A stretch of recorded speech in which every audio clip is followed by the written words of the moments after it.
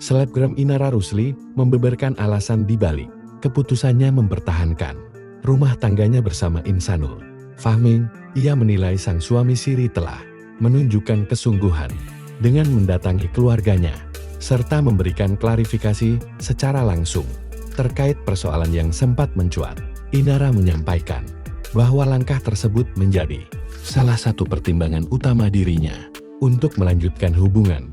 Selain itu, keputusan tersebut juga diambil setelah ia menjalani pertemuan khusus dengan seorang tokoh agama yang memberikan nasihat mengenai kehidupan rumah tangga.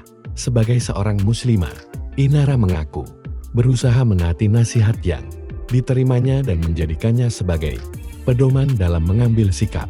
Ia pun memastikan bahwa hubungan dengan Insanul Fahmi kini telah kembali membaik, meski sebelumnya sempat terjadi ketegangan hingga berujung laporan ke kepolisian. Inara menegaskan bahwa permasalahan tersebut telah diselesaikan secara kekeluargaan.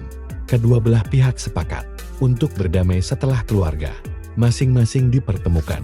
Seiring tercapainya kesepakatan damai tersebut, Inara Rusli akhirnya memutuskan mencabut laporan dugaan penipuan yang sempat dilayangkan terhadap Insanul Fahmi di Polda Metro Jaya, sekaligus mengajukan akta perdamaian sebagai bentuk penyelesaian resmi atas konflik yang terjadi.